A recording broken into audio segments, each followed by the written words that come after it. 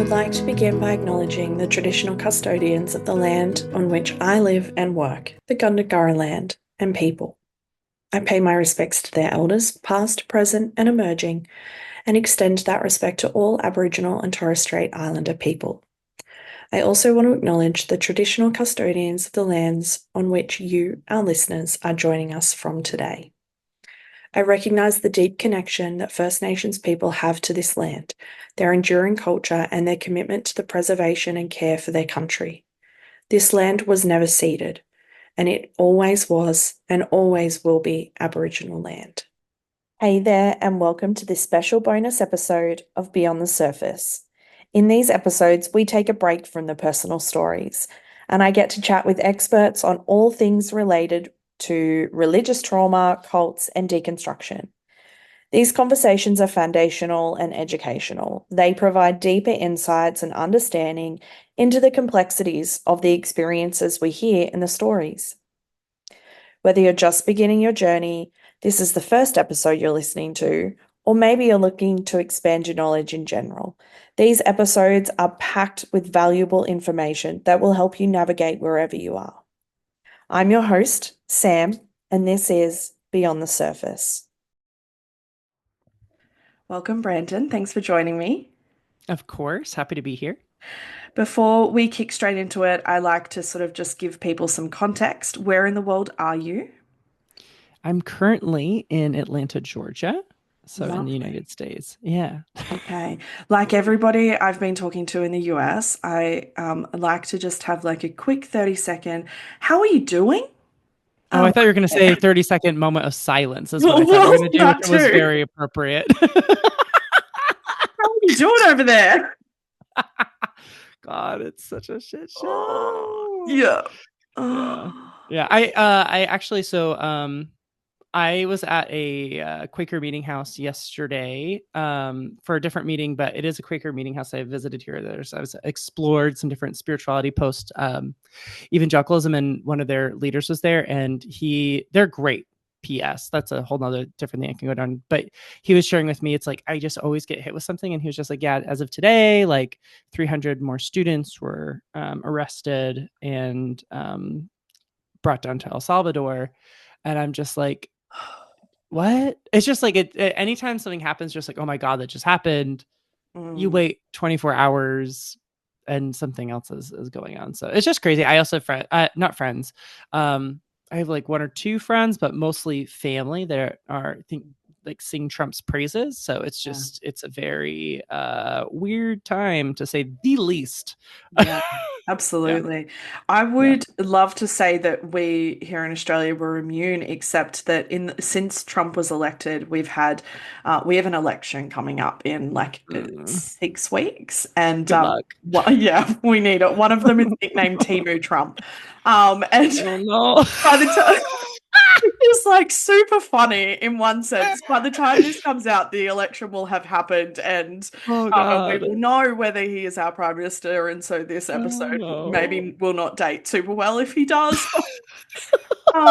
We have like ads going around of certain political parties, like going like "Make Australia Great Again," and we're like, "Oh no, fuck off." Is kind of the approach.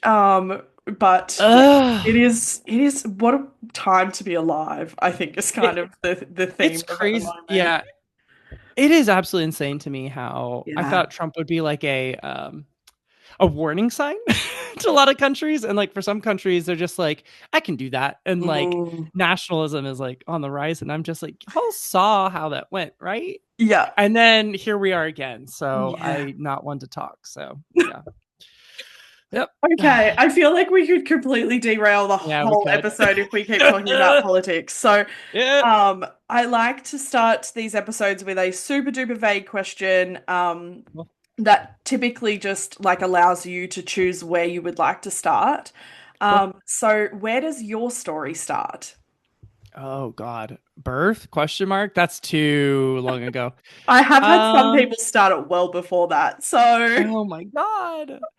Where does my story start? The very first thing that comes to mind in this moment is a moment under the stars where I was 6 or 7 years old, and my dad just swatted me pretty damn good with a belt a few times. And I'm lying under the stars, and I'm raised in evangelicalism. My mom is the children's pastor. My dad is on the worship team. I'm like in church. I want to say more often than I'm not, but I'm also dramatic. So like, I know that's not the case. But it was a lot. And I remember looking up at the stars and thinking, whoever made that has to be very powerful. And I felt very powerless in that moment, as a 6 or 7 year old, as one does. And I remember praying a silly prayer of to whoever that being was, of that catchphrase that I had apparently had absorbed, of come into my heart and make me powerful. So that and in that moment I started to pray for my mom to have a baby boy, so that my parents would be distracted with them and they'd leave me alone. And I marched into my parents and I was like, the Bible says if you believe something and you pray, it happens. And just so you know, I prayed for a baby brother and it's coming. Oh, boy. I mean, like, I love the mixture of like the purity of like a 6, 7 year old who thinks that it's that simple, but also like there's nothing like fundamental religion to bring out an existential crisis for a 7 year old. Like, And even back then, just petty as fuck. Like, just like, you spanked me, I'm praying for a kid that's gonna annoy the shit out of you. Like, I feel like that's probably a very good setup for your personality. From everything that I've read in your book, I feel like that's a really good setup. Um, for some context, Oh, obviously God. evangelicalism is a very broad word. What flavor of Christianity were you in? Oh my God, I am one of the few people I know that says flavor. And it's absolute, that makes me so happy. The flavor of Christianity, I don't consider myself a Christian anymore. But the flavor I was raised in was non-denominational, charismatic, which in my world, now looking back on it, feels like the entrepreneurs of Christianity. Like, I'm Yeah. the startup, like, tech company Mm. that's flashy and hired all the young people to Hmm. build me things so I can make a shit ton of money. Like, Right. like Yeah, um, absolutely. so it does feel like the tech startup of ministry. Yeah. So went to a mega church for a good chunk of my life, and New Life Church with Ted Haggard, who had the big debacle in 2006. He hired a man to Mm. give him a massage, and then it became something more. Mm. And there was some meth involved. And so I grew up in Colorado Springs, which is kind of like, growing up, there was a bragging point, which is so gross now, but like there was a bragging point that we'd call ourselves the evangelical Mecca of the world. Right. So it's like where Focus on the Family's hub was. It's where Compassion International's hub was. I used to be a journalist for a local newspaper. Did a lot of research about this, so that's a whole nother podcast. But in short, like, the culture of Colorado Springs in the 80s significantly shifted, and hundreds of parachurch organizations and nonprofits, religiously affiliated, specifically that evangelical flavor.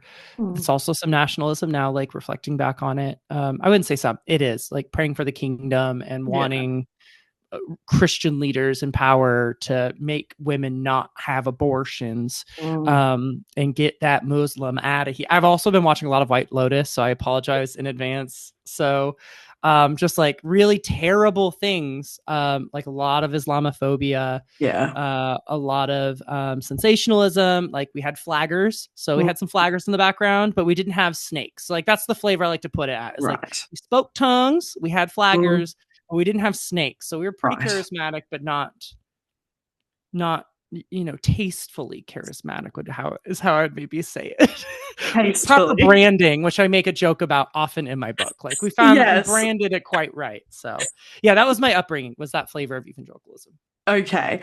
Now, I want to make a note here for people who have not read your book, is that I suspect this session is going to be, we'll talk about some heavy shit and we'll do it in a really funny way, because like Oh that's yeah, kind of I the love theme making of fun your of book. trauma. Yeah. Yes. And I think that's why I loved your book so much because I've read a lot of memoirs and I probably should have known from your episode with Maggie, but also from the byline in the title of the book, in the use of the word sassy. But I have not read a memoir quite like yours in Oh, that. well, Um, I hope that's a good thing. Yes, absolutely. I mean, it is for me because I feel like I need humor, like I need oxygen.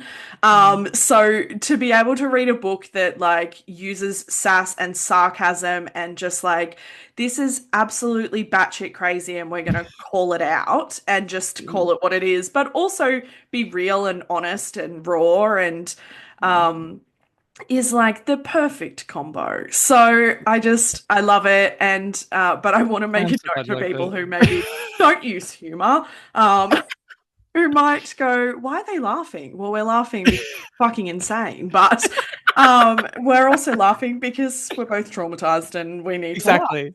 Yeah, So trauma made us funny. yes, exactly. Um, okay, so I know the answer to this, but I'm sure people are wondering, did you get the baby brother? I did. I absolutely did. I walked into my mom, said, "You're having a baby," and like had no concept of how children happen. Yeah.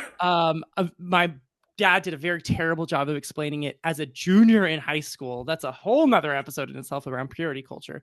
But yeah, I did. And I remember the first time that she went to get an ultrasound to figure out what sex the kid was, or the fetus. And like um I just was so upset. I was so mad. I was just like, I told you it's a boy and you don't believe me. And I prayed to Mm, God and we believe in, I wouldn't say a religion, but like we believe that if you pray, it happens. And I mm. prayed and it's happening. So why don't you trust me? Like I'm crying in the Kaiser Permanente parking lot. Like, why don't you believe me? But yeah, Oh, and he did drive them crazy. He's also a fellow queer, and we just thank God. More than driving my parents crazy, I'm so thankful for him because yeah. I forget that other people, especially I forget other queer people are like the only queer person in their family. Mm, I forget that's an experience very common, and I'm just yeah. like, God, that sounds horrible. It Like, is. It is horrible. It is horrible. Yeah, but so okay. sorry. It's fine. I'm used to being Should have prayed the black harder. sheep of my family. It's just Oh it's not God. fun. But okay, what impact did that like As a recovering.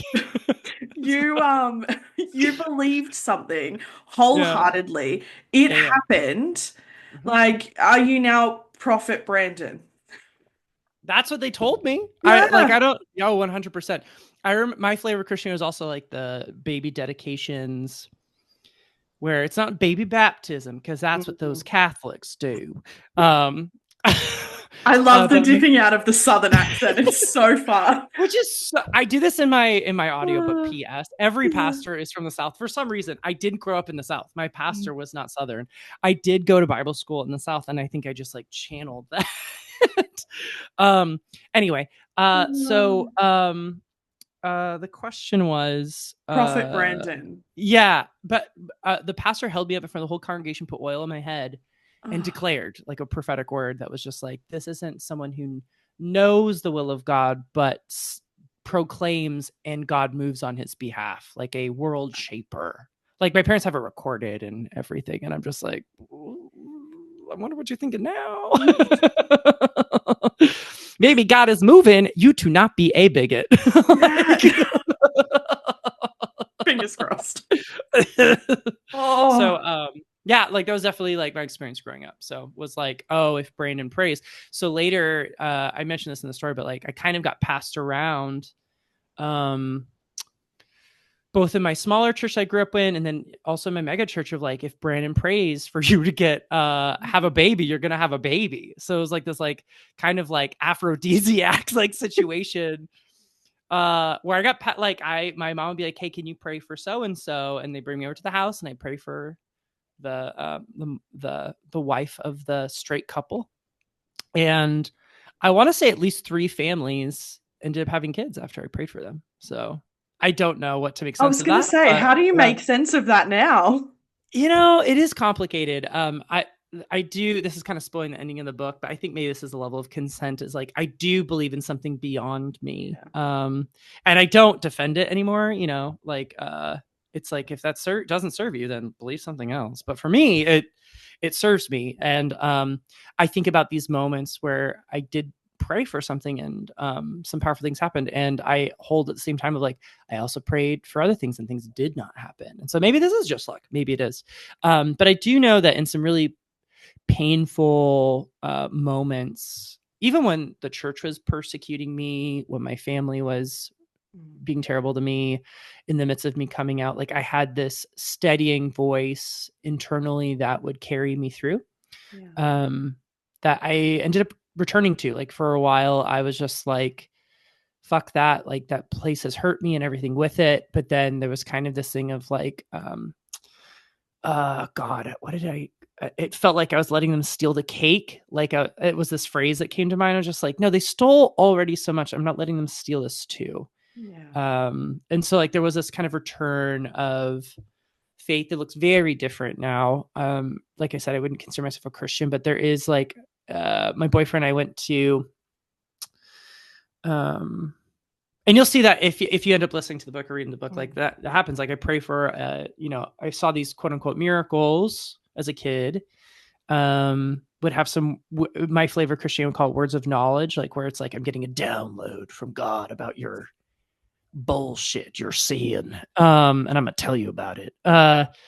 And actually that wasn't, that's so interesting because actually that wasn't me even back then. It was like I'm like a missionary in Berlin and I'm getting a download, but like I would ask like, God, who do you see them as? And so like I'm talking to a stranger and I'm just like, do you just understand like how deeply loved you are? I really feel like you're an authentic, but like, and it would be more positive things. So even in the throes of my evangelical bullshittery, there was this like thing of like, I can't do the whole hellfire and brimstone. Like it was still so hard to do, which I'm grateful for because I think it made me a little bit less problematic. I have maybe less repentance to do with my, I go as a youth pastor, I was a missionary, and like I reflect back and I'm like, there are some things I wish I wouldn't have done, and I know I caused harm being a part of a system that caused harm, and I'm very sad that I did it, regardless of my intentions, because I do think I had good intentions, but regardless of my intentions, caused harm. And like I don't excuse that, and would love to make amends where I need to, but thank God or whoever, Satan, the higher self, that like there was a check even in myself of like, okay, I'm not going to tell someone they're going to hell. I refuse. But there are things like, I prayed for a woman, she lost a leg, and I was like, God tells me the Bible tells me to pray for people and they'll get a miracle. So I'm like picking her out of her wheelchair, trying to believe that God will heal her, and she doesn't get healed and instead is weeping in my arms. And I'm just like, God, like I'm causing her so much pain. What am I doing? So like I have that story. I have stories of this fertility thing when I was a kid. I've got hearing about people and what I think is God telling me like about them. And then, like then my brother has a severe accident and nothing's happening for him. So it's so convoluted and mixed. And that was my biggest tension point. That's what I wrestle with. But yeah, like my boyfriend, I went to on a trip recently, and I didn't realize this, but something that I am grateful for, or that is nice. Something that is nice about evangelicalism is like just praying and kind of like, okay, I can leave that. And you don't think about it anymore. It's like, God's supposed to take care of that. So I'm not going to waste my time and energy thinking about that. And this trip, there's so much going wrong. And I couldn't, no matter how hard I was trying, like things just kept popping up, and it was just such a bullshit experience. And so another thing came up where there's going to be a road closure and we're going to have to turn around and like drive another 5 hours back the way we came. And I remember feeling, I'm like, God, I wish I could pray. And like resonating with like, I don't know what I think about prayer. And there was like a beautiful awakening moment where it's just like looking up these stars again, the stars and I have this thing. And I've never been, I'm not an alcoholic, but I've gone to some open meetings and I have family members who are alcoholics. And so like, I'm familiar with the Serenity Prayer, and it hit home in a new way of like, oh man, there are things I have control over. Yeah. But there are some things I can't do shit about. And like me being so furious about it isn't going to necessarily change anything. It's a delicate line because, you know, I think people feel powerless in what's going on with the United States today with everything going on. And so there's a tension. But like that's why the key prayer to the serenity prayer is the wisdom to know what I can do and what I can't do. Has been something that's returned to me. So I think my prayer life is not anything like what it used to be when I was younger, but I do have a centering that still can happen of like when I pray, still myself, and have this internal reaching beyond me to, yeah, I think that's probably the end of it. But I don't think that it's the Christian God. So, Yeah. Who was that God to you growing up? Like, who was he? yeah, I mean, very personable. Like I came from that flavor of Christianity where it's just like, we're Yeah. not about religion, it's relationship. And Gosh, I haven't heard that phrase in so long. oh God, I wish it's been a long Oh, time. I wish, but it's mainly my family, and I do have some yeah. friends that are still they work in ministry. So we've navigated some beautiful friendships, some complicated friendships, some recently deteriorating friendships. But that idea of friendship, relationship, not religion, was very much so embedded into what I believed, and so like, you know, was raised in it, and then I would say in my teenage years, I hook, line, and sinker deeply fell in love with this like concept of God. Maybe because I'm a homosexual and the idea of like, you know, loving a masculine energy was really comforting. But like, yeah, like those songs about like, I wanna sit at your feet, like that whole one, I'm just like, oh, I can do this. I got that. And so like there's this deep personal yeah, like I would say relationship. So that's another thing of why it's hard to let that things go is just like maybe it was a like Freudian psychology of like my higher self speaking to me, my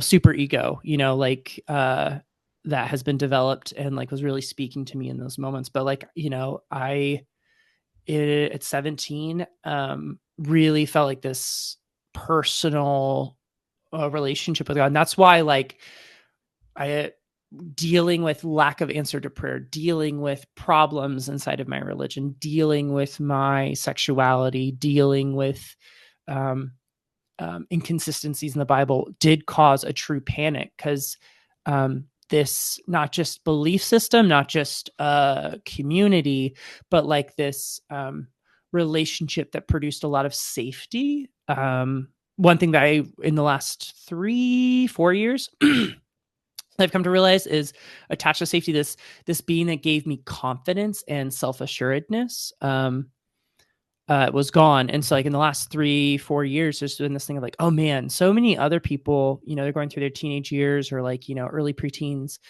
maybe even a little bit before that, like 5th grade. And they're developing this self-confidence. And it's typically like, okay, I do a sport and feel competent. I become the class clown and I feel competent. Like we take on these roles and we start to exercise these muscles and we get strong in certain things, whatever that may be, academics, friendship, whatever it may be. We try on these roles and like there's this confidence comes around of like, oh, I've got some history with this. I know what I'm doing. And mine, because I was very awkward and very scared, socially anxious, very shy as a kid. And, you know, this moment when I was 17 really shifted things for me where it's just like, okay, I can trust this being beyond me. And, you know, became very extroverted. And was like this die-hearted belief of God will take care of me. And so like there was this confidence and identity that was intimately connected and integrated into the idea of, in that day, I would use the language God or Jesus, the God of the Bible. And so to deconstruct was not just deconstructing, you know, my community or my ideas of the afterlife. A big thing for me was who am I without this? Yeah. So, yeah. And so, I mean, people have probably already worked it out. Not straight, right? So, like, Yeah. there is this journey of like coming to a place of acceptance and peace and affirmation with your sexuality that is sort of like weaved throughout the whole book. But I'm curious, what quite early on, what was it like for you in terms of what you thought God said about you and your Mm, sexuality versus what you were hearing from your church mm, space and your family space? And yeah. was that space kind of the we don't talk about those people, Mm, or we just talk atrociously from the stage about those yeah. people? Um, Great question. So the church, that one's easy. I mean, because Ted Haggard was my pastor. So like Yeah. it would either be silent or I mean, like viscerally, I saw if and I didn't want to. This is also another thing that I don't know if it's I do talk about this in the book of like this tension of like what you want versus what God wants, which Mm, often is like in opposition. Like, so the hmm. idea of big journey of mine is befriending my wants and my heart and my Yeah. body. Because for so long there was like, if my body or heart wants something, I'm imagining that God wants the opposite.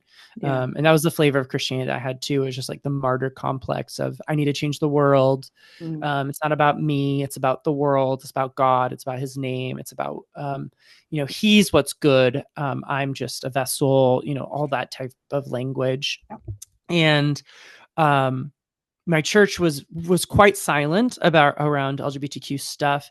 I apparently Ted did share sermons from the pulpit, but like I think like in contrast of what my memory and even looking at recordings because the news gobbled it up where they would grab a splice from his sermon, and we were a megachurch, so of course we recorded it and of course we put it online, even in the early 2000s. They would grab snippets and then put it next to his chart, like his story of him having this affair. And even like back then, like I feel like there were worse messages. Like, his would be like, God made us to complement each other, man and woman. And it's bad. It's still toxic. And it's still painful to deconstruct. And honestly, maybe harder because like there's a lot of good, quote unquote, or nice, maybe is the better term. There's nice language around it. Like yeah. again, Yeah. marketing. Mm, How do you market being a bigot? you yeah. know? Yeah. Um, and so like it was marketed very well of like, Mm, women were made for this, men were made for mm, that. And these are, like whole complementarianism that's rooted in purity culture, which is rooted in misogyny. yeah. Um, but it's all tied together in a really messy knot. And but there was a message that came loud and clear from my church and also my family. My dad, he is a closeted bisexual. Like he shared things with me, like that he's like, yeah, when I smoked weed, I'd make out with my friend, but that's not who I am. That's what weed does. It opens up you to a spirit of things. And I'm just like, I've smoked weed and Mm, I've never want to make out with a girl. But also like it's like a spectrum, like I have a yeah. gay friends that like they get drunk, they're just like, oh my God, I want to make out with a straight girl, like doesn't mean Hmm. necessarily want one as a partner or like a Yeah. sexual partner. And so like my family was very rooted in gender norms, very homophobic. I remember watching Big Daddy, which is such a like it actually kind of cute film for Adam Sandler. Yeah. Um and the what were they the I mean, the kid in it is cute as yeah, all it's heck Zach and out. Cody from Sweet Yeah. Life So like cute. so cute. Like he's like I think like 8 in the film. Oh. Um and just such a cute little thing, and there's just a gay couple, they never kiss, they Mm, never do anything, and like I just remember viscerally where my dad was just like, oh, it's such a good movie, they had to fucking ruin it with that shit, yeah. as a so I did receive that message.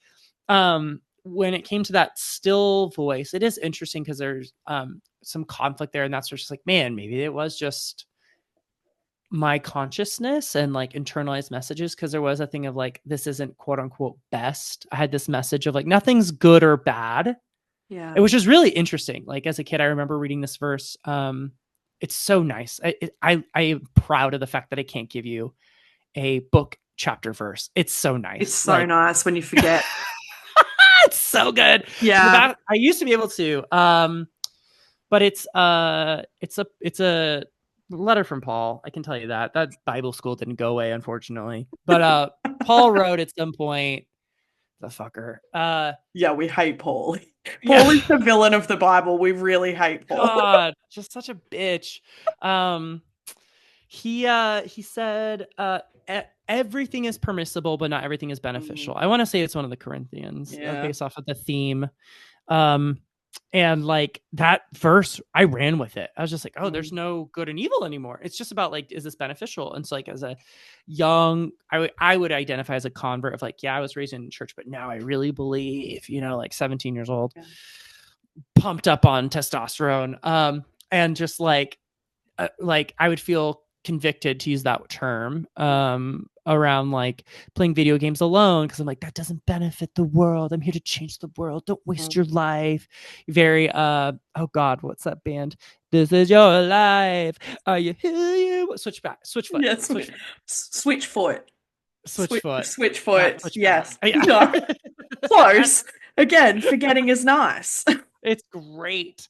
And just like feeling that guilt, but then not feeling guilt about watching a rated R film with friends when, my Christian friends would be like, oh my God.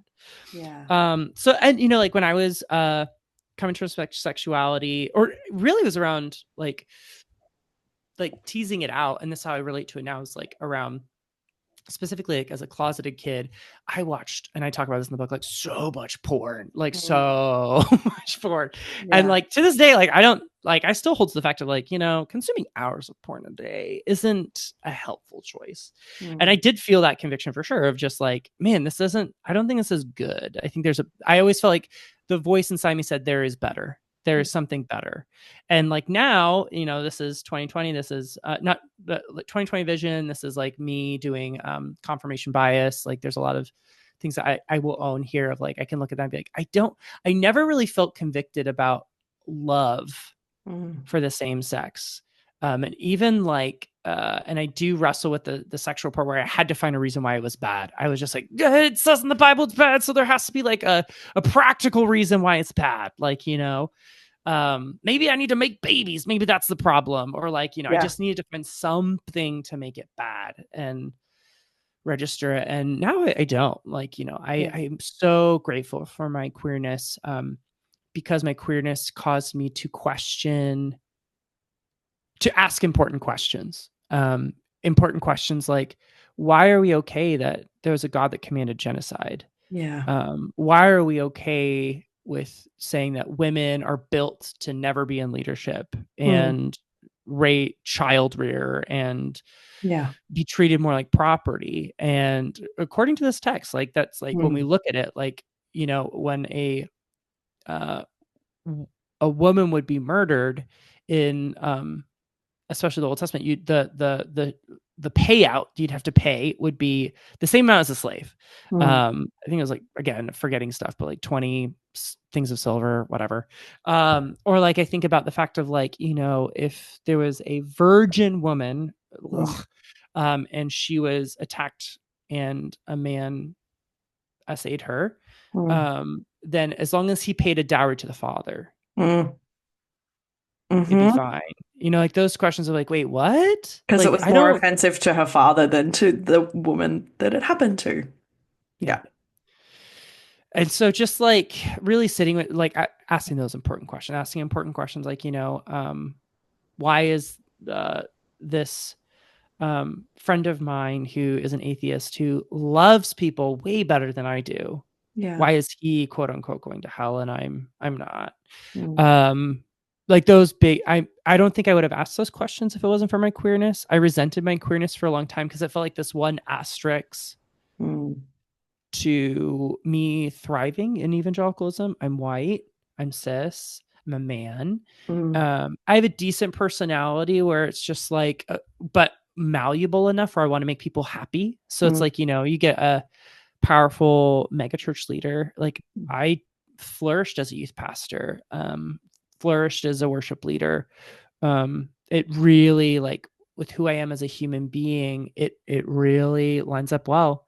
And if it wasn't for my queerness, it would have maybe been signed, sealed, delivered, to steal language from my past. But and for that reason, I hated my queerness for so long. But now I'm so grateful because it taught me so much. And it refused to let me go, obviously. And for that reason, and for me to like, I'm a person I've never been good at faking. That's another thing that probably was a character flaw that maybe wouldn't help me out, but I couldn't. It was so hard for me to be inauthentic. So like with me, I had to believe that I was like cured of my homosexual, my same sex attraction, to like really like move forward with that. And like I dated a woman for a while. She knew that I like liked men.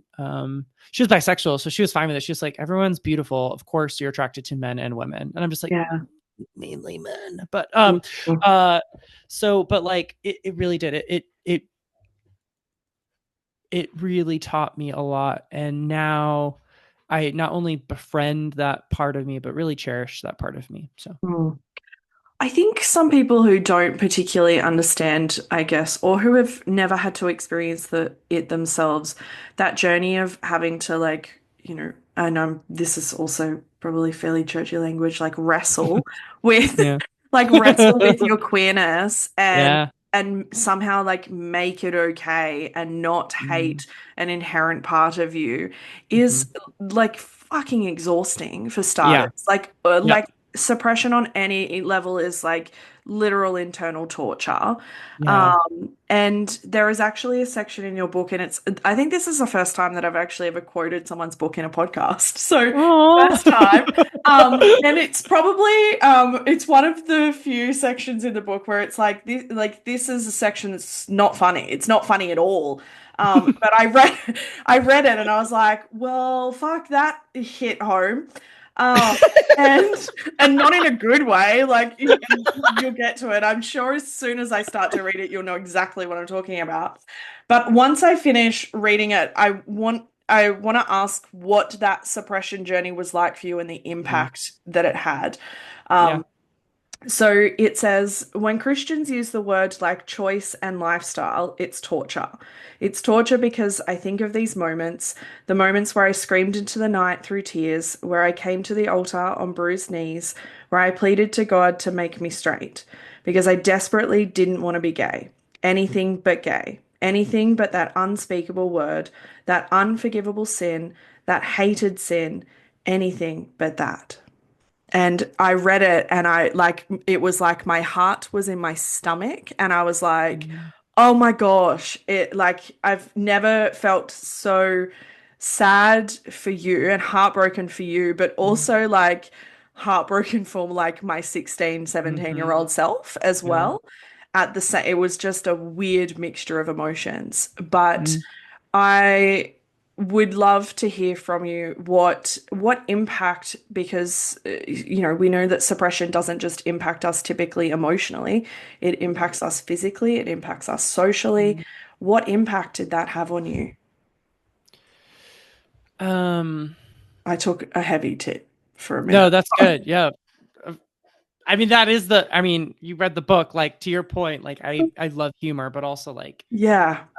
heavy. That's a sorry, I had a story that came to mind. Not Fine. appropriate. Um, how did that impact me? I think one of the reasons why that relationship with something beyond me that I did believe loved me, period, Mm. was so critical to my self-conscious, to my self-confidence, and carried me for a very long time. And why deconstructing was very detrimental to my psyche for a bit was because up until that point, there was this terrifying belief that if I get caught, Mm. um, it'll be really bad. And it Yeah. did. My some of my worst nightmares came true. My dad caught me and it was terrible. Like very much so like pray the gay away moment. Like in the fucking closet of a prayer house. Which the irony on that is just I wish I came up with that like as a writer, but it just happened. So Yeah. but like I was so terrified for it to be found out. So like I just was so I think that's one of the reasons why I was so shy. Mm. It was one of the reasons why I was so like kind of an observer of humans rather than a participant. Mm. because very reactive of like how do people need to like it's a trauma response, but like I'm grateful for like incredibly empathetic of like how am I like hyper aware of how I am affecting other people, how my presence in this space is affecting other people, and how I need to do micro changes to cater and make other people feel safe. So dropping my voice around guys, not having my hands on my hips, choosing to do sports, even though at the time I didn't like them. Super self-conscious of the fact that I like singing and doing theater, like while involved, needing to feel like I don't care too much. But I also am realizing that's like also a millennial experience of like it wasn't cool to care too much. Um, but just like very hyper aware of how I was showing up in a space, being anxious all the time. And so, yeah, like when there was this belief of like, I am loved, period. Like I did truly hook, line, sinker that message. It did. I think the reason it changed me is just like, it was such a stupid moment too. I remember this so viscerally. I was in this dumb guys group, and this like porn addict coach was like, the belt of truth keeps your pants on. Just tell the truth and it'll keep your pants on. And again, hook, line, and sinker, I would tattle on myself all the time and just be blazingly truthful. So, like my parents were ashamed of me when I was a kid with me being gay, and they wanted me to like, that's not you. That's not who you are. You're just experimenting. Da, da, da, da, like anything for them to confront the truth, like big, like my parents, especially my mom, her coping skills denial, like so she's so good at that coping skill, and reframing. Those two are just, um, and I think evangelicalism actually empowers us to live in denial, but that's another podcast probably.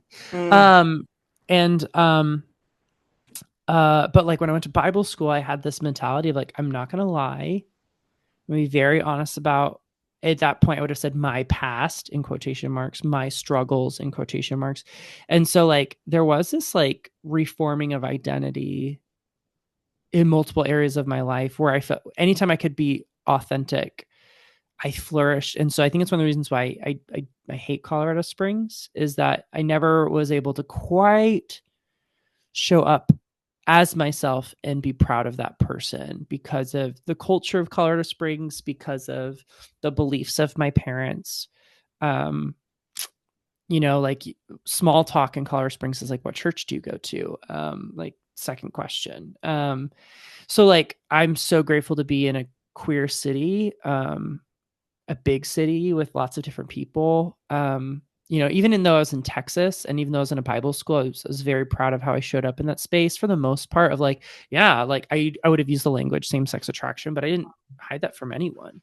And I think it spared me a lot. Like I know people that repressed it and did some pretty bad things, including assault. Like there were a number of kids at my school, that Bible school, a lot of us. I would venture to say at least 20% of the kids I went to school with were closeted queers, and repressed it, and then they assaulted someone because they had to do it in a secret way, and in a way where they would feel safe and hurt someone else in the process.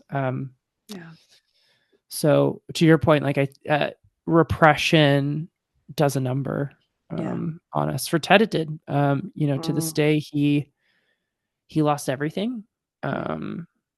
He started up another church, but like, that's also in the book. I attended his new church. We'd meet one-on-one. And how he would relate to me. Like he never did anything, but there are certain questions he asked. So I'm just like, man, you're still repressing. And later on, he'd lose his second church too. So it's just like, yeah, to your point, it does do a number. For me, it was my psyche. For others, like they're how they show up physically in the world, like to your point, the choices that they make. But for me, it was definitely around confidence and personality, and authenticity and fear, and self-hatred. And when I deconstructed, I had to do a lot of work with God, which is interesting. Like I'm like, I don't believe in you. And then would have these like really sweet moments of something or someone that really came through for me. There was a moment in Shasta, California, just floating in the water, where I really deeply believed that God was telling me, like, I love your love at the time, like for my partner, which it was a toxic relationship, but like I don't like he was very narcissistic. It was a bad relationship, but like how I loved, like I remember thinking like I want to love like Jesus loves in a relationship, which now I have some asterisks on, like in a relationship, like Yeah. that's probably not the best way to show up. It's not the best way to show up, a sacrificial martyr complex. But like I remember just this pride in myself of like, no, I love deeply. And I think I've reined some of that in and created some boundaries to keep myself safe. And I'm really proud of that too now. But anyway, yeah, that to answer long-winded answer to your question. Oh, I love long-winded answers. They're my favorites. They're my favorite card. But I mean, that ability, I think most queer people who grow up in unsafe spaces just learn this innate sense to be a chameleon, Yeah. essentially, to be Yeah. whoever you need to be to keep you safe in that Yeah. situation. But I'm wondering if that almost benefited you whilst you were doing the Lord's work as a missionary. Like, did that benefit you in it, I guess, in a way that you could compartmentalize and cope with that cognitive dissonance whilst you're Yeah. out doing missionary work? Because like that's the goal when you're in the church is to be that Yeah. person. Yeah. It's so funny because I again, that stupid little weird ass message of belt of truth, Yeah. blah blah blah blah blah, really did a number on me. So a couple things. One was I had a firm belief, my flavor of Christianity, if you pray hard enough, I saw babies born. Yeah. Um, Yeah, you were like a prophet past the parcel, basically. I don't know Do you that have makes pass? Do you have pass the parcel in America? Oh my no. What is God. this? Pass the parcel? Oh yeah. So we have this game at. Okay, this is the weirdest derail I've ever had. Oh, I'm so We excited. have no, I love this. We have this game in Australia at kids' parties where like typically the parent of the birthday child um creates like this giant, it's typically quite big and it's like wrapped in newspaper or different papers, and each layer there is like a little prize or like food or like random novelty gift, and you sitting in a circle and you pass it around to music, and when the music stops the person who's holding the parcel gets to unwrap it. Oh, um cute. which like as a 6-year-old is so much fun, but like Yeah. hearing you talk about being passed around to like couple to couple, I was like, Oh, yeah. it's like pass Brandon the prophet child around, like that's the imagery that I had in my Oh, head. that's amazing. Way uh, better than passing around the aphrodisiac. I like that. It's a little bit yeah, cuter, yeah, especially welcome to Australian simplicity. culture. Yeah, so cute. Um, yeah, like so there was this thing of like if I believe hard enough, if I pray hard Yeah. enough. So like I said, my empathy probably is a queer person that helped keep me safe. Which another side note, I'm just like, is this why straight cis white men are just fucking oblivious? They haven't had to use empathy to keep themselves safe a day in their life. Yeah. I won't digress on that one. But like there was this belief of like I can do that. But what I was gonna say is that empathy kept me safe from doing more problematic things than most, but there are a handful that I am not proud of, and this is one of them. As a missionary in Berlin, we do street evangelism, so we were all performing artists. We had actors, dancers, musicians, and we do like little they were called human videos, or like we do hip hop dancing or like things that would draw a crowd. And as soon as there's a crowd, someone grab a microphone and then either share testimony or they would do they'd preach the gospel. Yeah. Well, I don't like the phrase, but that's what it was. Mm. And so I the younger, like the newer missionaries, and I was like a newer one, typically would do just the testimony one, and then like the pastor would do like the gospel. And on two occasions I can remember, I was in Alexanderplatz, and said that Jesus had saved me from my homosexuality and that he could save you too. And I just hope to God that there wasn't a queer person in earshot when I said those things on a microphone. So like, but I did believe that. I did. And, like I equated my sexuality just with porn. It was the only outlet that I had. And so I stopped looking at porn. So obviously I'm no longer gay because I'm not doing anything gay. But now reflecting back on it as I'm preaching on this microphone that God can save you from that, we go back to our flat. We're sharing one flat with 1, 2, 3, like 9 guys. And I'm like crawling into the same bed as one of my friends, and we're watching Friends. And like he's a straight dude, but he like felt so comfortable around me and like would cuddle up next to me, and I am just gobbling that shit up. I'm just like, this feels so good. And like it's like, hello, like sure, it's like it's not this in your mind. Like I equated queerness with like depravity, sexual depravity, and pervertedness, and being a pervert, and like all the like internalized messages. And I'm just like, I'm just being a good friend that like we just are very comfortable with each other.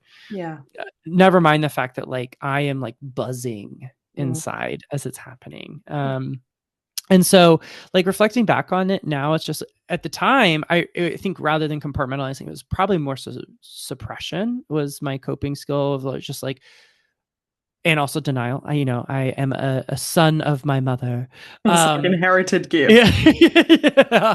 Or curse, depending on how you look at it. God, both and like I just I truly believe I was just like, well, I'm not looking at gay porn. I'm not going off having sex with people. There was a time when I was like literally could have happened the next week. I was in, it's called Tiergarten, and Berlin, like as we know, is like known for its sexual frivolity.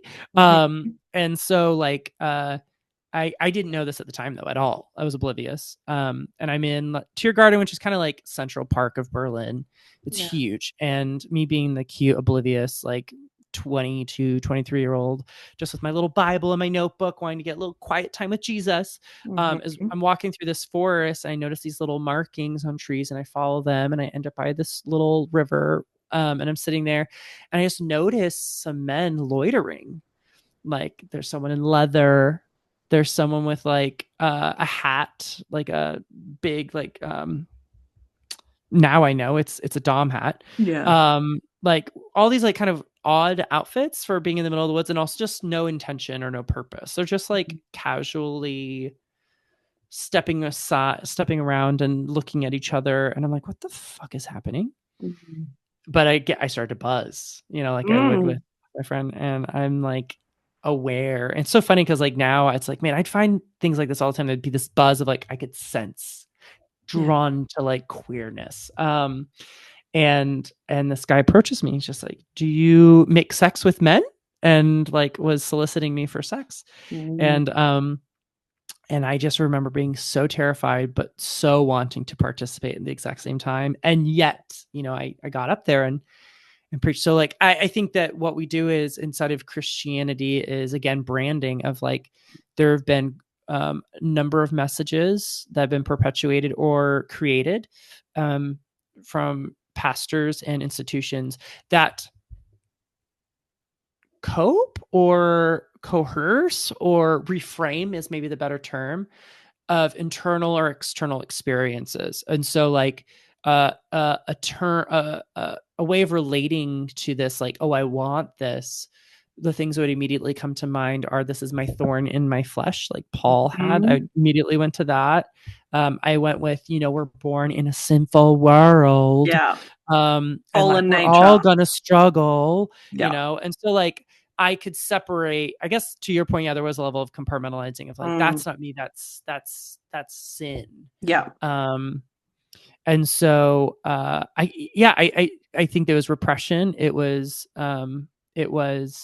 uh suppression, denial, and compartmentalizing of like, that's not me. Yeah. So because I would be honest though, like I literally came back to that 9-man flat and said, I just came from the woods and I was asked for sex and I really wanted to have sex. Like, and I would just say that. Yeah.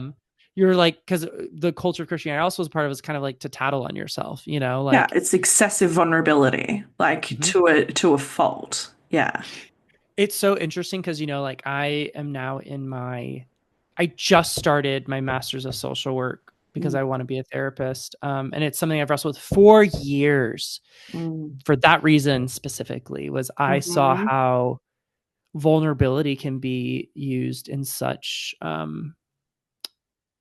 it is a powerful thing, Mm. and but can be used for good or for evil, Yeah. to harm, rather than good or for evil, to harm or to help someone flourish. Mm. And I waited so long because I doubted my motives for Yeah. so long, of like, oh, the culture I come from is we'd get off on people telling their Mhm. secrets and being vulnerable.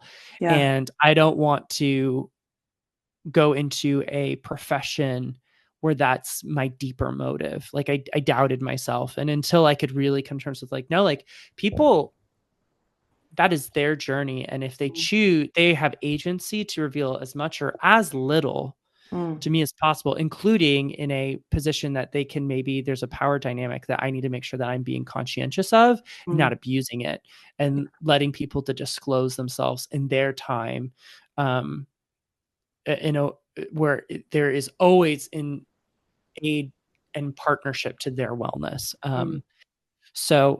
But to your point, like, yeah, it took me a long time to really realize, like, no, I think I can do this, because I was in a culture that leveraged it to harm and Yeah. manipulate.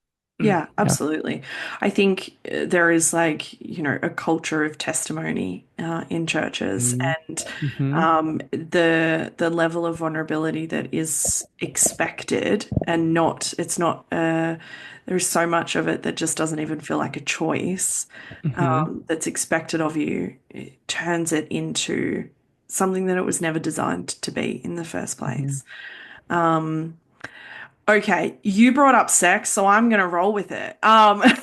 Because you are super open about it in your book, and I was like, this guy was raised in purity culture, and he is talking openly about gay sex, and I am here for it. So, one, how was it for you to put that in writing, knowing that people were gonna read it? Yeah, again, that fucking belt of truth, bitch. Yeah. Like, I'm a 4 on the Enneagram, so maybe there's also something there too. Did you say Enneagram Maybe, 4? yeah, yeah. Yes, Are you? same. Yeah. Of course. That makes so much sense. Of course, that's why we're vibing. Are you self-pres? Oh, yeah, Social? yeah, yeah. Do you know what Myers-Briggs you are? Yes. I'm INFP or ENFP. It's just like, Oh, so I do think that like INFP obviously has a deep, like their number one yeah, driver is authenticity. And so like I yeah, do deeply. So I have a hard time with Myers-Briggs because I relate to it more with the yeah, cognitive stacks, like from the yeah. Jungian perspective. And so if we're looking at that, I do think that I'm more INFP. If we're Mm, looking at the more pop psychology of like, do I recharge with people are mm, alone? I do. Like, it's so interesting because back in Colorado Springs and in certain climates, I am so I'm just mm, like, and now I'm realizing, oh wait, that was just social anxiety. Like, I actually yeah, love people, and like mm, if I'm not around people who I can be authentic with, and like mm, we are authentic with, like, God, I feel dry. mm. So yeah, how about you? I'm an INFJ. Ah, Yeah. yes, the empath. Yeah. Yes, it's not Mhm. always fun. And I love it No. because, like, I also love people, but I also equally don't want to spend more time with them than I absolutely have to, which is really ironic because I work in a very people-y job. But most Yes. of the time, my baseline is, well, like sometimes people just suck, and I don't want to be around them. But yes, okay. I feel like we've Sex. deviated back Yeah, to I got us. talking Yeah, about sex. sex. Back to gay sex. Yeah. Yes. So Uh, so again, it's so interesting because I think that I'd done so much work around just kind of like being just belligerently honest. yeah. Yeah. So I would be like Christian. Oh God, I share this one in the book. It's towards the end. Um, Most of my circle got quite small when I came out because um so many of my friends and relationships were in ministry or ministry adjacent, and so periods of my life I think I had like 3 friends, and meanwhile like I think about like my Bible school, like knew so many people, and some of them have been restored, others haven't, um, but like I remember losing those people, and again this like zeal for authenticity came online of like I'm going to be honest from the get-go because I am not losing people again. And I was honest with people. Again, it was that framing of I genuinely believed it was the sinful thing, not me. And that like God, if I believed like Abraham believed, like the miracle would happen. And so like and I think a lot of my friends believe the same way, in that I was not long suffering with my faith, is how they would view me. And um, some of my friends, there's not a ton of them left. I would say maybe like 2. We've reconnected or like we've developed a relationship. And I think that deep down they still think that way. We've had some hard conversations around that. But otherwise, like if you aren't on board with every piece of me, there's other people in the world and I want to find my people. So, like moving here to Atlanta, I definitely leaned a little bit more in the gay side of me that really needed to be affirmed. But when I moved to Korea before Atlanta, I was very adamant about like, at that point I would identify as a gay Christian back then. And I was very adamant about it. And I would scream questions with people and I'd be honest. And I like I said, I no longer identify as Christian, but like lean more in that queer identity. But like now I try to be very honest. I'm like, like I believe in something beyond me. I don't share that always into everyone, because a number of my friends like religion or spirituality has done a lot of harm. And so it's just like, I get it. I'm not going to sit here and defend Christians. I'm not one, but I do believe in something beyond me. And so I actually, it's interesting. That's when I'm a little bit more choosy on who I'm being completely vulnerable with around that. Some for protection of me, but too, just like I want someone to resonate and we can resonate around that. If not, there's not really a point. It's like I'm not going to talk and nerd out about pickleball with someone who's not interested in pickleball. I'm not into pickleball. I'm just going to clarify that really quick. I feel like there's a pickleball. Yeah, there's a pickleball like renaissance or something, and I am not a part of it. But that's not my journey. If that's you can do that. I'd rather you not do it in public where kids can see you. I'd rather you do it behind closed doors. You don't need to have everyone see that. Yeah. Anyway, so like your questions around sex, writing about it was honestly like I think was a better practice for me on recognizing my relationship to sex. Sexual orientation aside, my relationship to sex needed work. And I can separate those two. In the past it was just one jumbled mess. And I think a number of queer people do that, where it's just like they either critique every single thing about themselves and they have a lot of internal hatred, or every choice they make, and some of their choices might be bad and unhealthy, but it's a lot aren't, and you being queer is not bad. And then on the other side, there's some people who are just like, anything attached to my sexuality can't be questioned. It just is. And I actually would push back on that, because I've seen how sexuality is this I think I'm such an Avatar nerd, like The Last Airbender, so bear with me for a second. All right, But like when nerd Zuko out. Okay, thank you. When Zuko is coming to terms with his firebending and he believes it just causes harm, it burns people. Um, he finds these original firebenders who are the dragons, and he recognizes that fire is also warmth, it is light. And that part of fire is beautiful, but there has to be a relationship with it because it could burn things down. And so for me, sexuality for me, especially like when I was wrestling with I'm gay, my coping skill was just keep having sex, stop thinking, have more sex. And so I do like, I think the process of me writing about sex, I don't that is one part of it that was tricky to navigate because I'm like, it felt a little bit more for me.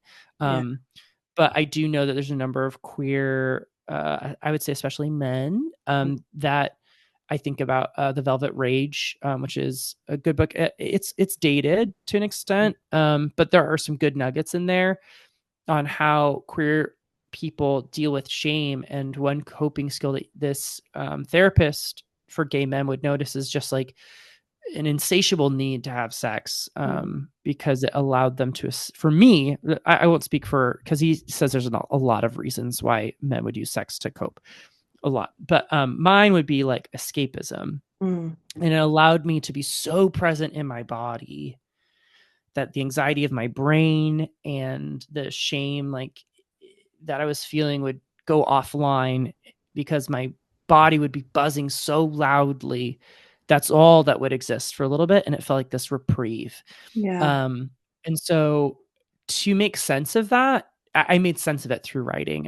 Like now in my program as a social worker, like I'm learning about narrative therapy, and like honestly, like my book was a huge part of that, of like kind of building a healthy relationship with my sexuality and working with a therapist around that. So like writing about was really helpful to get distance, and then kind of now with distance and perspective be like, oh wow, like yeah, I'm attracted to men. It doesn't mean that my sexuality needs to look like, like the cruising scene. It doesn't have to be that.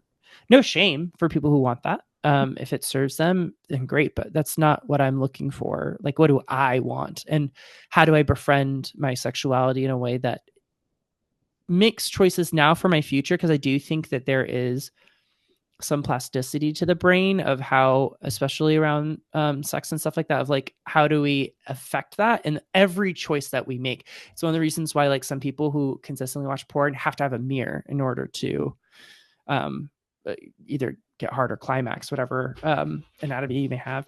And or like why people need to watch porn in order to climax. So it's like things like that. It's just like those choices aren't made overnight. It doesn't just magically happen that way.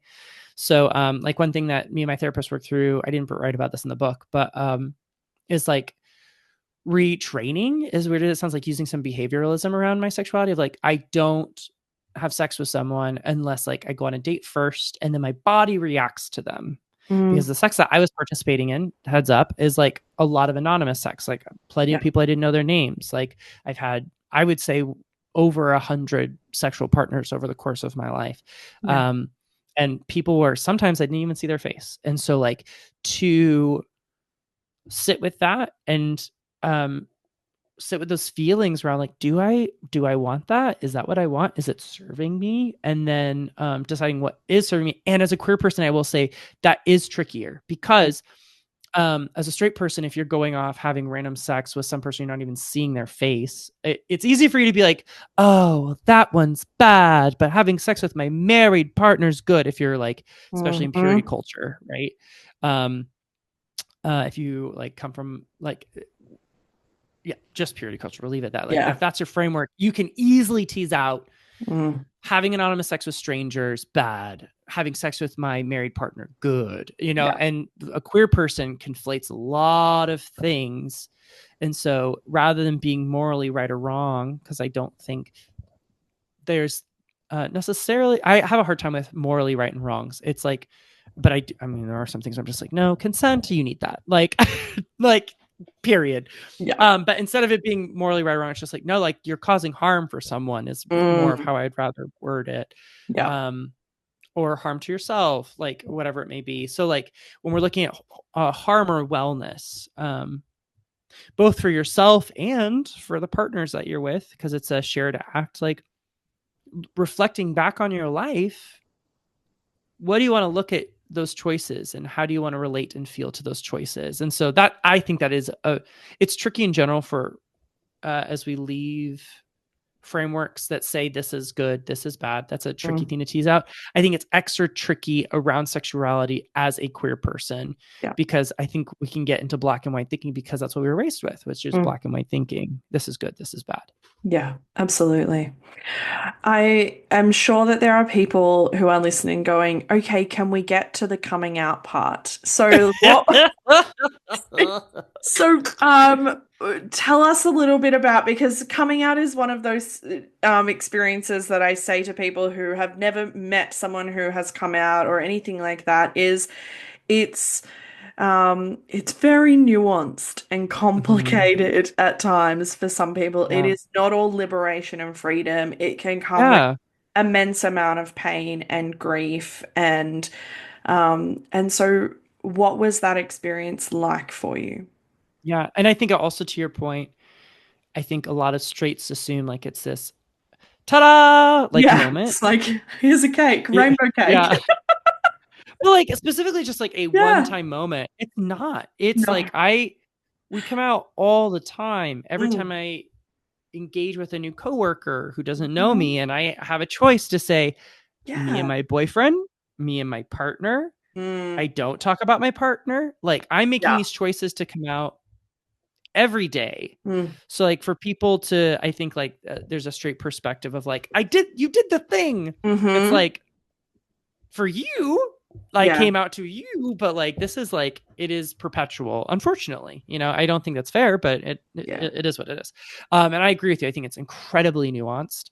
For me, coming out felt forced, not like because I was outed. I made the choice. But it felt like I was like suffocating and on fire in the closet, so to speak. Like I had to leave. Like, yes, I opened the door, but I don't know how much of a choice like there was to it. And to your point, I think I focused a ton on the grief at first, so much on the grief, because the choice of coming out because I was suffocating was to honor my authenticity again. That whole, like, I need to be true. I need to be honest. And even when I came out, like, oh God, it was such a painful, ugly Facebook video. Like, I think it's like 19 minutes long. It's so bad. I wouldn't even necessarily use the words gay. I said, I am in love with a man, who's my partner at the time, that toxic one I was mentioning earlier. And I just felt like I needed to be honest with my journey, because I feel like so many people, so many books, so many like stories are like packaged and it's not nuanced. And I was just like, I don't know where this is going to go. Maybe I will break up with him and realize this is sin, and recommit to this belief that I had before. Maybe I will marry this man. Like I had no idea where the destination was. I just knew that I needed to be honest about this. And so there was a lot of grief and a lot of pain. And anytime, this is where I would strongly recommend queer people don't come out for a person, but for you.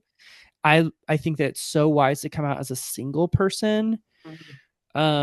Because anytime our relationship was on the flux, like we broke up, I don't know, 20 times and got back together. Again, it was not a good relationship.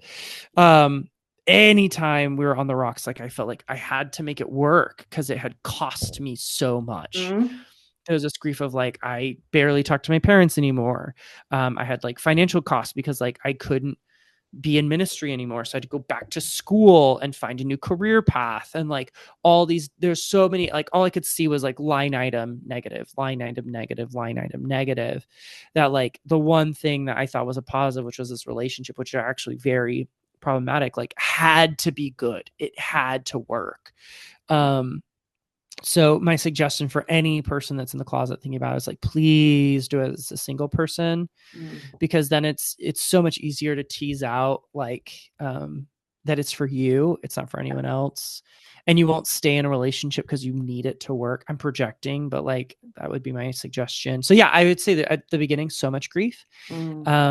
And then I would say that, like, especially leaving my hometown, like, there's been so many times, especially in my current relationship, where I'm just like with my partner and I'm just like, God, I'm so glad I'm gay. Could you imagine if we were straight? Ugh. Like, just so much joy in it. Like, could you imagine having to go home to kids right now? Or like not having friends? Could you just get married and go to Marriage Island and then Yeah. forget other people exist? Like, God, I'm so glad we're queer and have queer friends. Like, Mm. there's so much joy in it. I remember the first Pride I went to a Colorado Springs one, which was very much like, we're here, we're queer, get fucking used to it. Mm-hmm. But I remember I went to my first Pride in Denver, which is far more progressive of a city. Great city to be queer in. And I just remember it being like a party. I was in the parade. I was at a party the night before, and this stranger was like, I'm like gonna be at my company's float, and we need more people. Do you want to like show up tomorrow? And I was just like, yeah, that sounds great. I want to be there. And I Oh, like just got in like a slutty rainbow outfit because that's like what was modeled to me. But honestly, I loved it. It was so much fun. I was just like holding the banner and like dropping my ass and just dancing the whole way down this main street, and just people screaming in happiness. And I remember some friends of mine, straight couple. Oh, I have come out as bi now, but at the time they're a heterosexual couple. They're both cis, and they surprised me. And I was working for a Christian software company at the time, and because it's the only transition I could make out of ministry. yeah. And so like they're staying in the crowd and surprised me. And there's just so much joy. There's so much joy seeing them there, and like these strangers just being so happy for me. And it was just like, and crying. I remember watching oh God, Heartstopper, and just being like, this is Mm. how it could be, like how sweet it could be. Yeah. So yeah, it is complicated. I think for years it was related to more mourning, but being authentic, like being true to myself. And then since probably about like 2019 up until today, like I would say that there's been a growing joy. And obviously it's not Mm. either or, black or white. There's still some shame mixed in that at the time, but like now I really don't have any shame around my sexuality, and I love being out and proud um of my sexuality, again, because it's taught me a lot and it's enriched my life a lot and it's connected me to amazing people. And so yeah, very grateful for it. Yeah. But I it wasn't a ta-da. Um, no, not at all. Oh gosh. Yeah, I've not met anyone where it's like that at all, to be yeah, honest. But yeah. usually at this point I would ask people, I love asking people about, I guess, like reclaiming language that we think Mm, that religion and the church owns, and mm, it's usually yeah. around what brings you joy and peace. But I am Mm. curious to focus more in the joy. This episode is going to come out in Pride Month. And Oh, cute. so I want to ask you what your own sense of queer joy looks like. Yeah. Um, gosh, I don't. Some things I'm grateful for with my sexuality. I do have a post around this. There was just like, I just fixated on this for a while. And of course, I had some Yeah. straights being like, "Yeah, this is against straight people." I'm just like, oh, shut up. Like, Yeah. you guys have so Oh, many things. Like, I get to have some nice things. exactly. Yeah. God, it felt very like all lives matter. And I'm just like, oh my Yeah. God. But like some things that I remember from that list, I just, yeah, so grateful for.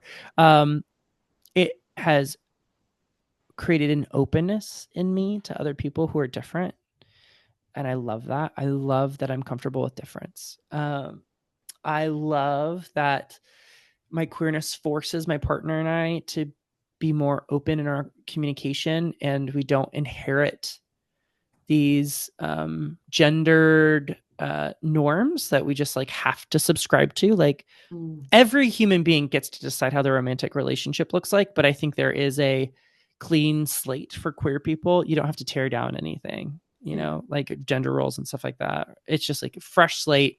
What do you want your relationship to look like? Do you want it to be open? Do you want it to be closed? Do you want one person to be more of like someone who's taking care of the home? Do you want to have kids? Is someone going to nurture the kids? Are you both nurturing the kids? Yeah. Is neither of you, and you're going to, I guess, find someone, like pawn them off on an auntie, you know, like, or an uncle or a grandmother or grandfather, you know, like even the fact that I picked auntie, I'm just like, oh, that's interesting. Again, I picked the feminine role. What is that about? But that's another one. I get to ask those questions, and it's not scary.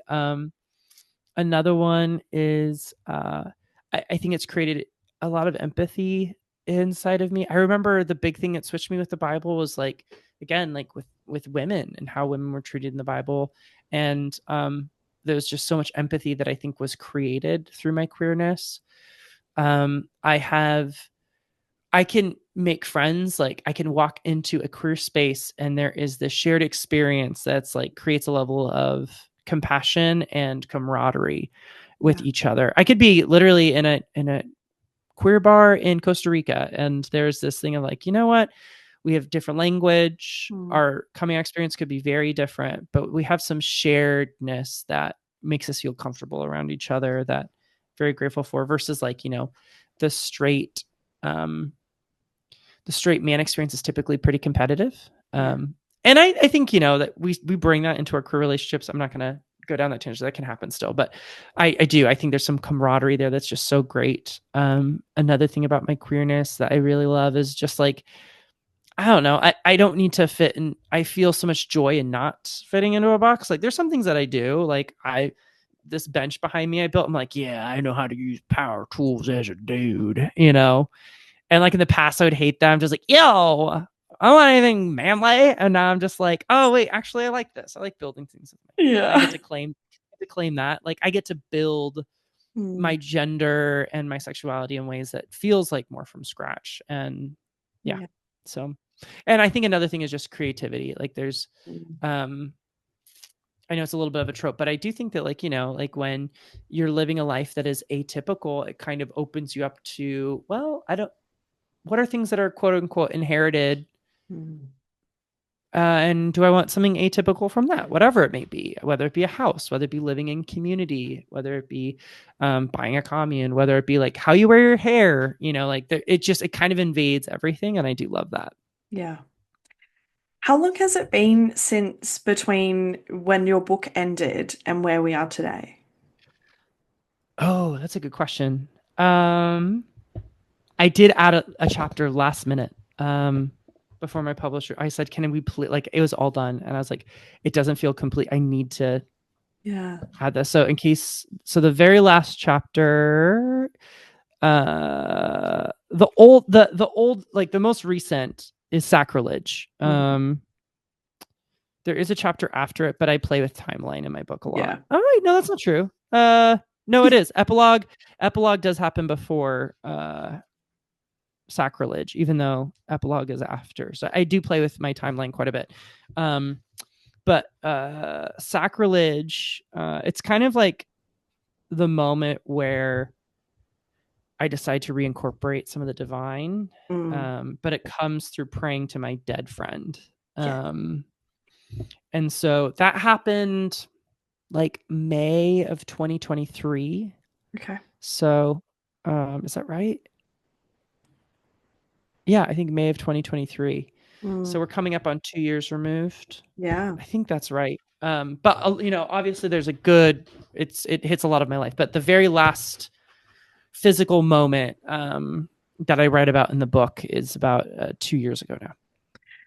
And so I want to ask this before I get to the last question that I asked because I'm curious what your relationships with family and friends have looked like since the book.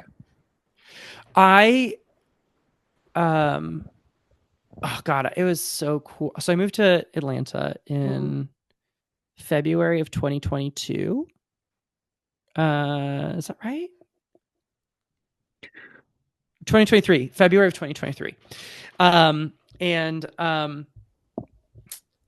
Like started over. I'm so grateful that I did, but it felt important to do my book launch back in Colorado Springs. And you know, I went from like I said,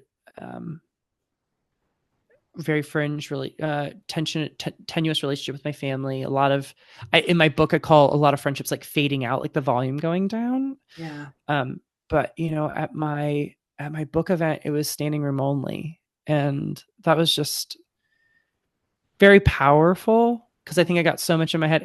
I am still very glad I left Colorado Springs. I needed to.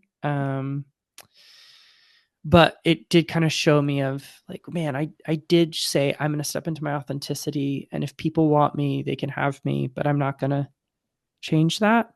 Yeah. And to see that room so full, a lot from more recent stages of my life. Like in the last year or two, I was very adamant about like, this is who I am. I'm right, like, you can deal with it or not.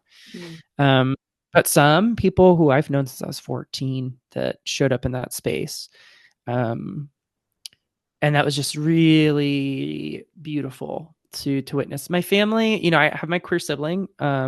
He's great. And we definitely have a lot of like commonalities, but like, while I talk to my parents, like it's still fringed. I think part of it, yes, around my sexuality to an extent, but, for me, it's more like moral alignment. I'm just like, I believe that someone who, I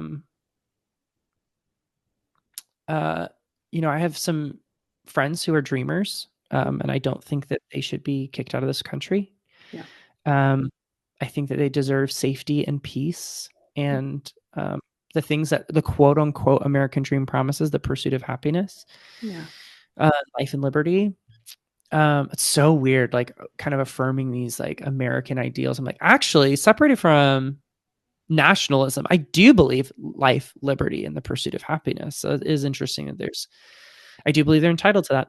I believe that my amazing trans friends have right to access of care,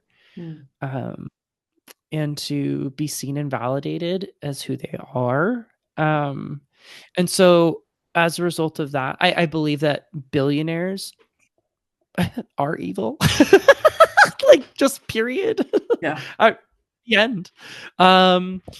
So like, so that's where there's more tension these days. They have met my partner, and they've met my brother's partner, and like they want us over for Christmas, they want us over for Thanksgiving, but there's a lot of like kind of on their terms, and so we like have to navigate like, okay, it's not just your terms, it's our terms, so let's create space for safety. So yeah, that one's still fringed. There are friends that after coming out, like I've not reconnected, and they're gone.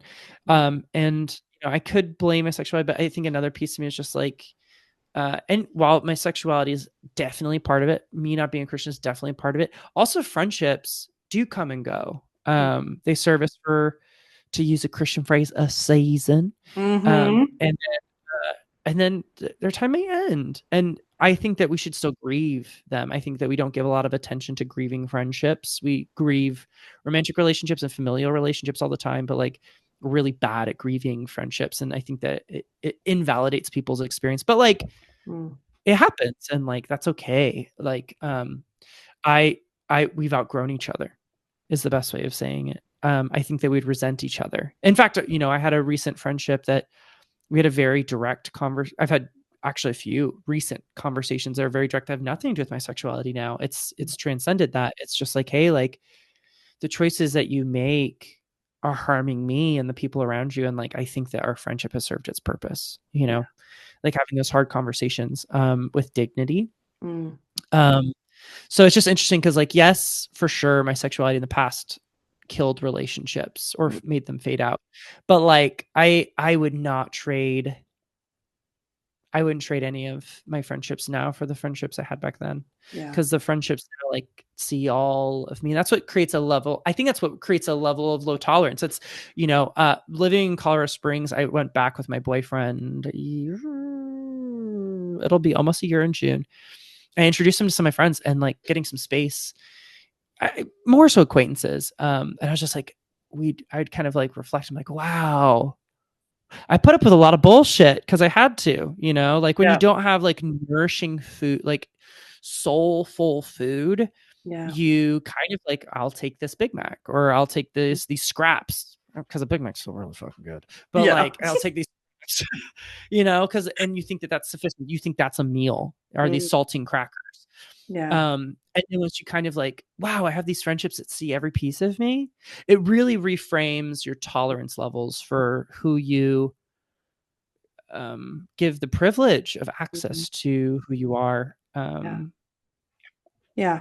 I talk a lot about grieving friendships because I don't come from a faith-based family. So a lot of the grief around relationships that I lost were chosen family and my church community and friendships and things like that. Oh And I God, did you convert as a teenager in youth group? I did. I chose to get on this fucking roller Oh, I'm so coaster. sorry. I'm so sorry. Yeah. Um, Oh. and my family definitely wished I hadn't, that's for sure. But I was the obnoxious black and white Christian. But anyway. I think in grieving the friendships, it allowed me to also see that whilst my sexuality might have been the catalyst, those relationships were also not super healthy in itself as well. Like, and Yeah. so I think allowing that grief to unfold at a pace that, you know, you can handle and navigate allows you to see that they were far more layered and complex and potentially like unhealthy and toxic as all get Yep. out, than your sexuality would have ever, you know, just sort of that was the catalyst, that was the moment. But yeah, I talk a lot about grieving friendships. I think it's one of the things that, yeah, we don't talk enough about as well. So okay, I like to finish these episodes with some encouragement to people. And so I wonder if you can give usually I used to say like a word of encouragement and it sounded far too fucking churchy for my liking. But like some thoughts, some advice, some humor, whatever takes you fancy in terms of somebody who is fresh in their deconstruction, or they've just come out, or they've just been kicked out, or but they're in this deep space of what the fuck do I do right now? It's so interesting you bring this up because I stayed up spinning around this. And I think I might turn this into just like something on my website and just like deliver to anyone that's on my Mm, email list if they're still deconstructing. If it's helpful, great. But I had this thought process around what's been stolen from us mm, and reclaiming it. And let me see if I can. Here we go. So some things I kind of like connected it to like things from our head that were stolen, things from our heart that were stolen, things from our body that were stolen, things from our spirit that were stolen. mm, And so, like, if you find yourself freshly out of deconstruction, like, what the hell do I do? Like, out of evangelicalism, this one's not in here, but the first thing is you find your fucking people. Like mm, that will see all of you. And if that means that you need to move somewhere, if that means you need to have digital relationships for a little bit, we as a species have thrived not from our intellect, not from our strength, not from our teeth. It is from our collective power. yeah. And it is also what has harmed us. But it is where our power comes from as a species. And so like we are meant, we're one of the few animals born like into the world where like we cannot take care of ourselves, we cannot Mm, walk, we cannot talk, like we are so vulnerable. And what it does is it like from birth there is this dependency on each other that mm, actually ends up being our power. And so find people, mm, um just one or two, but do not do this alone would be my yeah. number one exhortation. um but like these are kind of more playful things that I've come up with because I think sometimes like deconstruction can be so heavy. Yeah. Like these are kind of some more playful things. One is like just try on worldviews, like Mm, just try them on. Who yeah. cares? Like read about Buddhism, to quote Why Mhm. Lotus. Like read about Islam, read about some religion you've never heard of before. Read from a scientist. That was one for me because I was Yeah. told that scientists are bad. And so like reading about evolution was like this really wonderful, playful place of like, oh my gosh, I get to sit with this and see how this feels and try it on and learn. So Yeah. that's like one that was really helpful for me. Another one that's like kind of also around this was like experiment and try things on. Like like my analogy is like go to the ice cream shop and try 5 different flavors. Like is like the analogy, but like we've been so disconnected from what our wants are often, depending on your flavor of Christian. Mine was to not trust our wants. Like, just try something. You may hate it. Like, I moved to Atlanta and joined a queer kickball league and fucking hated it.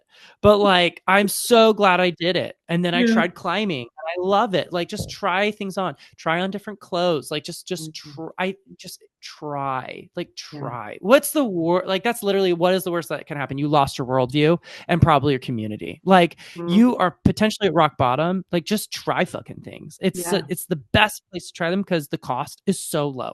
But sometimes it's just like silly. Like, I've always wanted to sit in a park and dance around with my shoes off. Like, just go do that then. You know, like you're in a beautiful space of trying. And so I'd say find your people, try things, be open. So like go experiment, try whether that be like, it could be sexual if you want to, but like, I mean, more so just foreign things that like you were not in contact with. Go be friends with people who are different than you. This is for body. For me, it was yoga. But like I felt so disenfranchised from my body.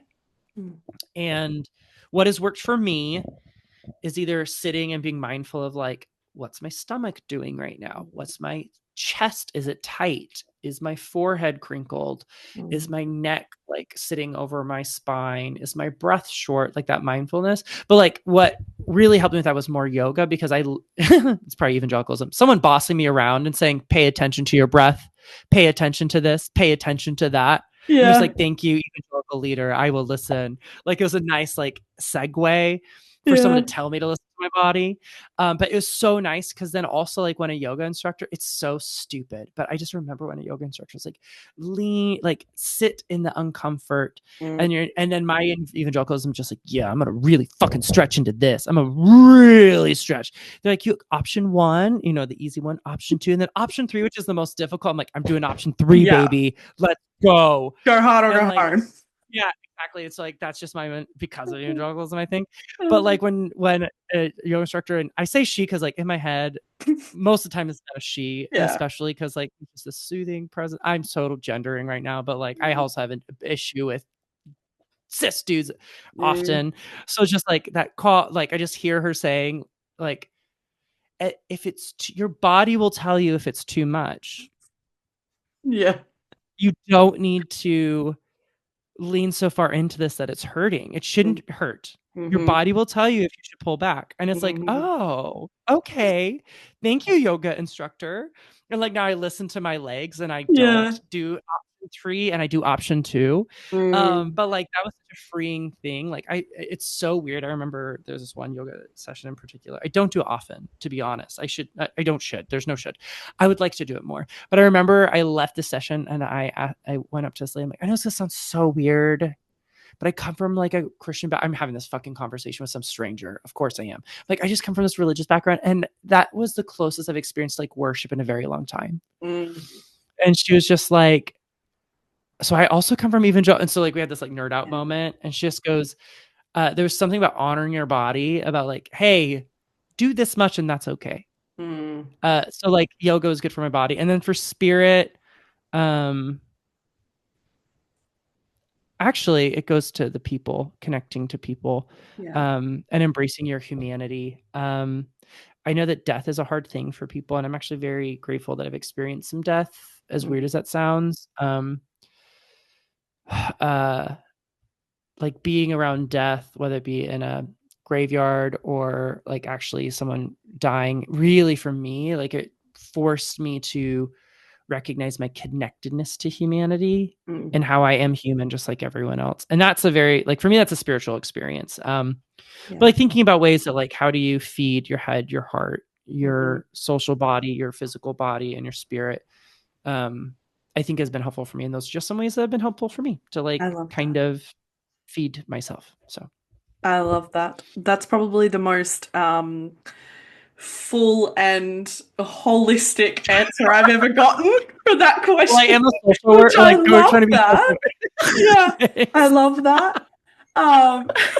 Well, I mean, this has been an absolute delight, and if people have This has been not, so fun. Thank you. if people have not already gone and added your book to their online cart somewhere, will be baffled. But like, just do yourself a favor and just like give that gift to your mind and your humor temporarily.